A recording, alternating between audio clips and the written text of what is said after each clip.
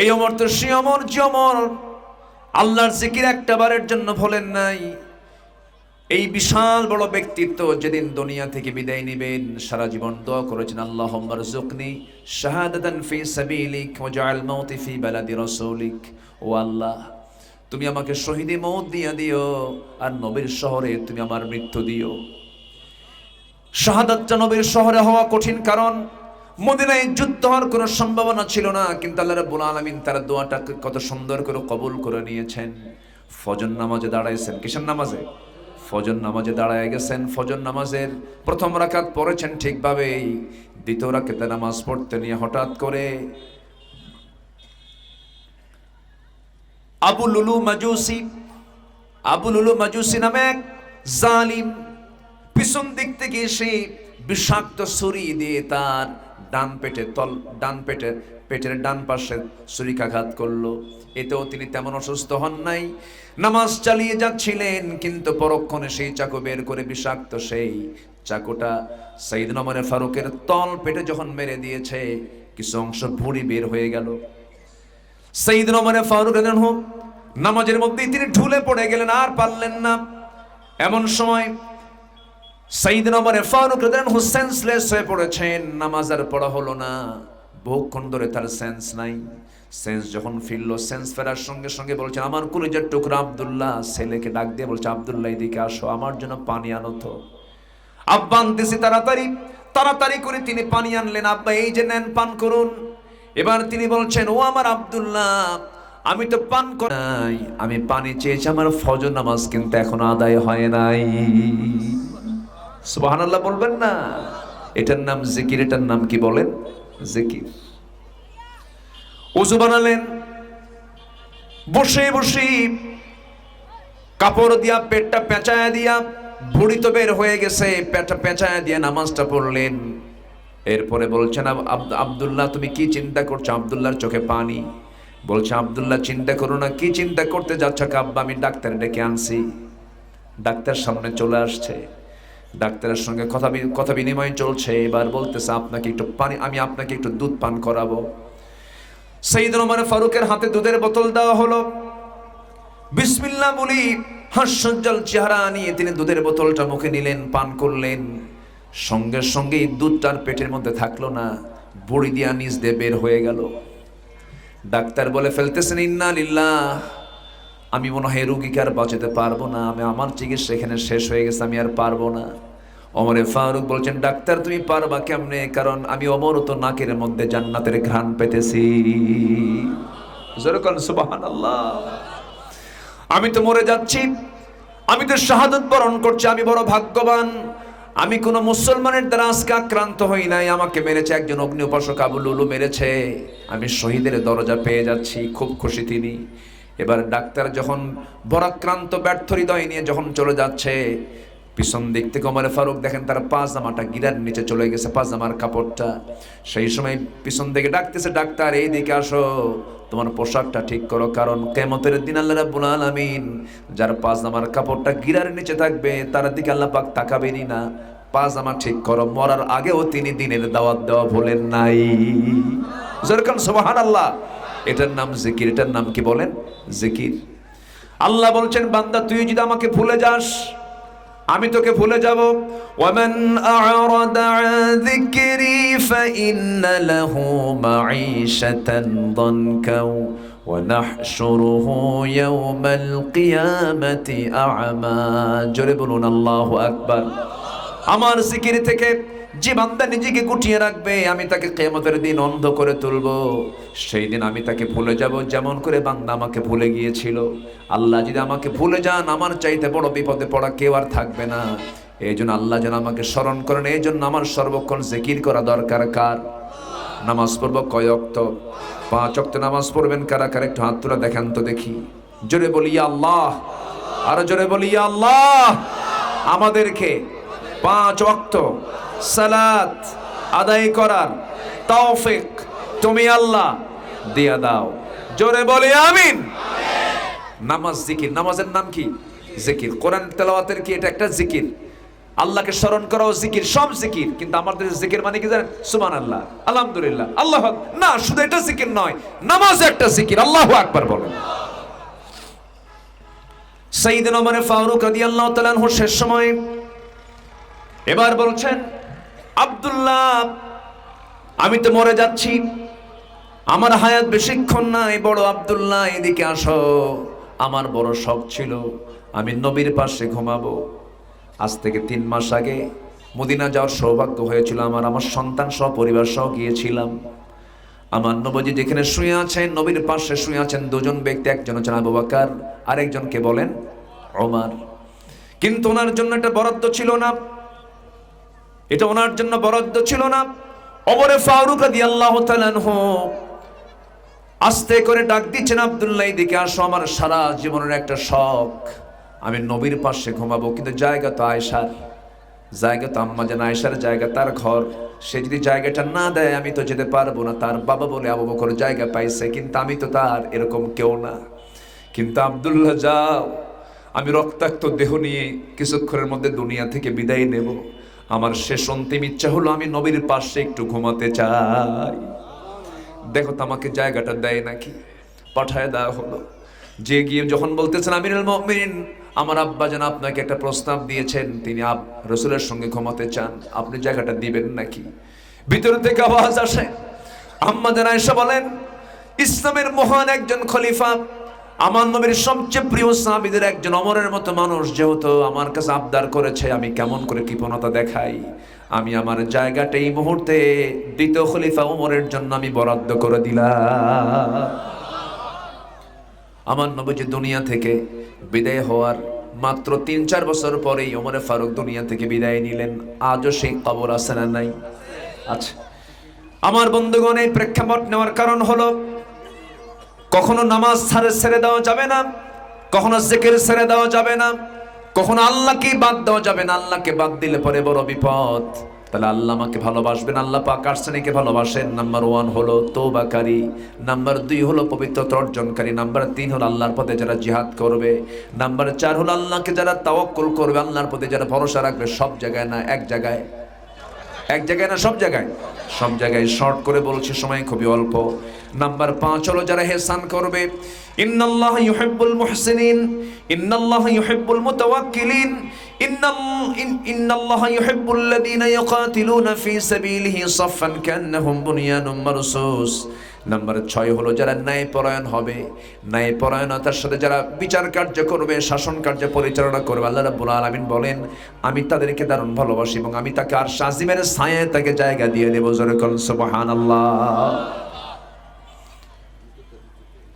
সম্মানিত ভাইয়েরা, আমি এসেছি জুমার পর, হ্যাঁ জুমার পর পরে এসেছি। আমি ভাবছি জুমার পরে উঠবো, আমাকে দেরি করতে করতে একদম শেষ সময়ে উঠায় দেওয়া হলো।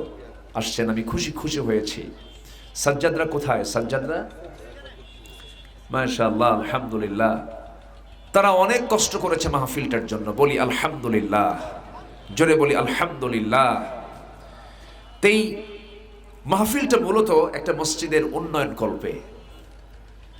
তা আমি এতক্ষণ বলার সাহস পাইনি যে ওয়াজ না করলে তো আপনারা মন খারাপ করবেন। কিছু কথা বললাম। আমরা কি আল্লাহর ভালোবাসা পেতে রাজি আছি তো ইনশাআল্লাহ? তাহলে এই গুণগুলো অর্জন করার দরকার আছে না নাই? নাম্বার 7 হলো যারা মুত্তাকি, ইন্নাল্লাহা ইউহিব্বুল মুত্তাকিন। নাম্বার 8 হলো যারা ধৈর্যশীল, যারা সবর ধরতে পারে, ধৈর্য ধরতে পারে। এই 8টা গুণ যারা অর্জন করবে, ইন্নাল্লাহা মা'আস সাবিরিন, আল্লাহ পাক এই 8 শ্রেণীকে আল্লাহ পাক দারুণ ভালোবাসেন। আল্লাহ পাক এই গুণে গুণান্বিত হওয়ার তৌফিক সবাইকে দান করুন। তো মাহফিল কমিটি আমাকে অনেক আগেই এই চিরকুটটা দিয়েছে, আমি বলি নাই। তো যেহেতু একটু সময়টা এসেছে, এতগুলো মানুষ আপনারা আসছেন, একদম মাহফিলের মাঠ কানায় কানায় ভরে গেছে, আলহামদুলিল্লাহ, সামিয়ানাটা ভরে গেছে, আলহামদুলিল্লাহ। তো যারা আসছেন আমি সবার কাছে একটু উদাত্ত হবার জানাবো। আল্লাহ তাআলা নিজে ওয়াদা করেছেন যে আমার জন্য দুনিয়াতে ঘর বানাবে, আমি তার জন্য জান্নাতে ঘর বানাবো। আল্লাহু আকবার বলেন। এর চাইতে বড় ওয়াজ আর কিছু হতে পারে না। দুনিয়াতে আল্লাহর ঘরের জন্য একটা ইটের দাম, একটা টাইলসের দাম, অথবা 1 মণ রডের দাম, অথবা 1 ট্রাক ইটের দাম দিয়ে যদি জান্নাতে একটা ঘর পাওয়া যায়, এটার চাইতে বড় অফার আর কি থাকতে পারে? তা আমি একটু দেখব, একটু চাদর যাবে, ব্যাগ যাবে, চাদর ব্যাগে যে যা পারি আমরা 2, 4, 5, 10, 50, 100, 500, 1000 যে যা পারি আমরা একটু দেওয়ার চেষ্টা করব। জিকির করে সুবহানাল্লাহ।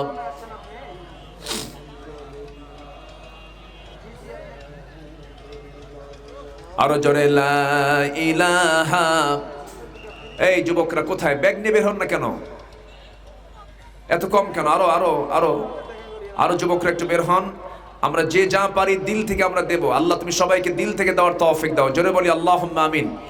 একজন লোক উঠবেন না, ভলেন্টিয়ার ভাই ছাড়া কেউ উঠবেন না। মাহফিলের শৃঙ্খলা রক্ষার দায়িত্ব একার না সবার? একার না সবার? জিকির করে সুবহানাল্লাহ ওয়ালহামদুলিল্লাহ।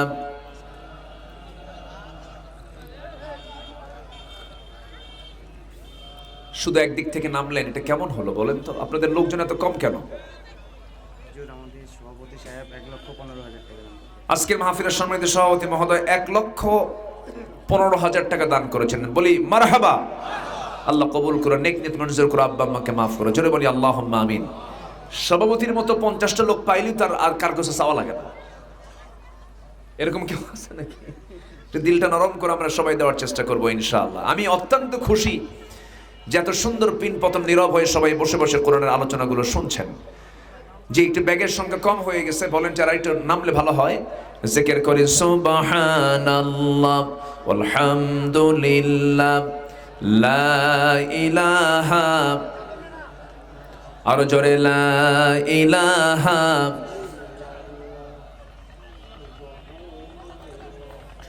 মাওলানা ব্যাগ তো কম, এত ভলেন্টিয়ার কম হলে তো হচ্ছে না। মাদের ভিতর থেকে যে যা পারি আমরা সবাই দেবো ইনশাআল্লাহ। অন্তত 50 জন বের হওয়া লাগতো, একটু বহু সময় লাগবে। জিকির করে সুবহানাল্লাহ ওয়ালহামদুলিল্লাহ। আমার মা বোনদের ভিতর থেকে যে যা পারি আমরা সবাই দেবো ইনশাআল্লাহ। আর এই গ্রামের বাসিন্দা কারা? যে গ্রামের মসজিদের উদ্যোগে মাহফিল হচ্ছে, এই মসজিদের মুসল্লি কারা কারা? হাত তুলুন তো দেখি। যে মসজিদের উদ্যোগে মাহফিল, সেই মসজিদের মুসল্লি সাজ্জাদ এই কয়েকজন নাকি? গেল কই তারা সব? সিদরাতুল মুনতাহা না চতুর্থ আসমান? তাদের? আচ্ছা জি ঠিক আছে, হাত নামান। আমি তাদেরকে একটু দৃষ্টি আকর্ষণ করছি, যারা এই গ্রামের মসজিদের মুসল্লি যারা, অবশ্যই তাদেরকে আজকের এই মাহফিলে মিনিমাম 10,000 টাকা করে দান করতে হবে। এটা উচিত, এটা উচিত। সবাইকে অন্তত 20 ব্যাগ সিমেন্টের দাম দেওয়া দরকার। আমি সবার কাছে আহ্বানটা আমি কামনা করছি। এই যে কোরআন নিয়ে আমরা বসেছি, এই কোরআনটা কয় পারা? মানে কোরআনটা কয় পারা? 30 পারা। এই 30 পারা কোরআনে একটা করে পারা নিবেন আর 1010 টাকা দিবেন। কারা কারা দেখি হাত তুলান দেখি। 10,000 টাকা দিবেন, এক পারা কোরআনের প্রথম পারাটা নিয়ে নেবেন। কে নেবেন? এই বরকতময় সংখ্যা কোরআন শরীফের প্রথম পারা, এক পারা কে নেবেন দেখি? 10,000 টাকা কে দিবেন? এরকম কেউ আছেন?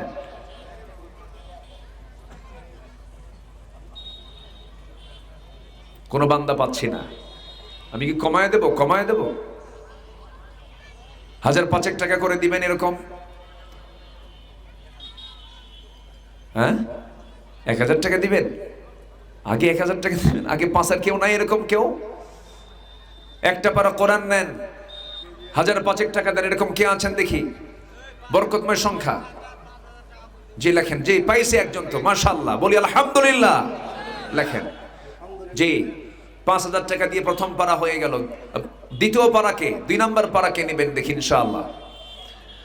একটু দিলটা নরম করে আমরা সবাই দেওয়ার চেষ্টা করবো ইনশাআল্লাহ। আল্লাহ তুমি সবাইকে দেওয়ার তৌফিক দাও। জোরে বলি আমিন।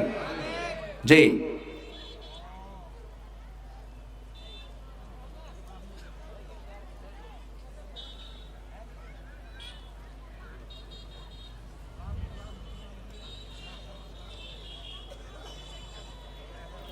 10 পেলাম না, 5 পেয়েছি। এখন দেখি 2,000 টাকা করে দিবেন। 2,000 টাকা করে। আমি 30 জন ভাই, 29 জন ভাই দেখতে চাই। 2,000 টাকা করে দিবেন। একটু দিলটা নরম করে। আল্লাহ তুমি সবাইকে দেওয়ার তৌফিক দাও। জোরে বলি আল্লাহুম্মা আমিন।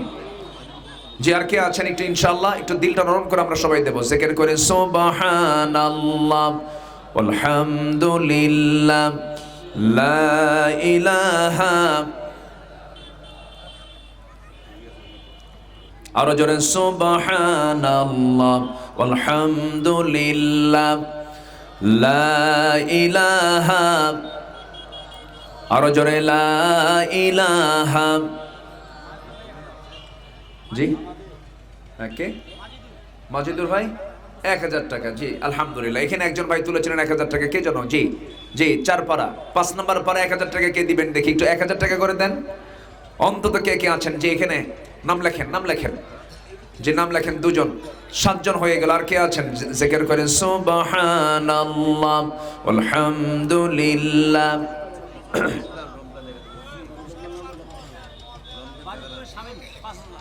বাজিতপুরের শামীম ভাই 5000 টাকা। আল্লাহ কবুল করে, নেক নিয়ত মঞ্জুর করে, আব্বা আম্মাকে মাফ করো। জোরে বলি আল্লাহুম্মা আমিন। আর কে আছেন? আমরা দিলটা নরম করে সবাই দেব। আল্লাহ তুমি সবাইকে দিল থেকে দেওয়ার তৌফিক দাও। জোরে বলি আল্লাহুম্মা আমিন। জিকির করে সুবহানাল্লাহ আলহামদুলিল্লাহ। আব্দুল মতিন 5000 টাকা দিয়েছেন। হ্যাঁ, আনোয়ারুল ভাই 3000 টাকা দিয়েছেন। বলি মারহাবা। আল্লাহ কবুল করে, নেক নিয়ত মঞ্জুর করে, আব্বা আম্মাকে মাফ করো। জোরে বলি আল্লাহুম্মা আমিন।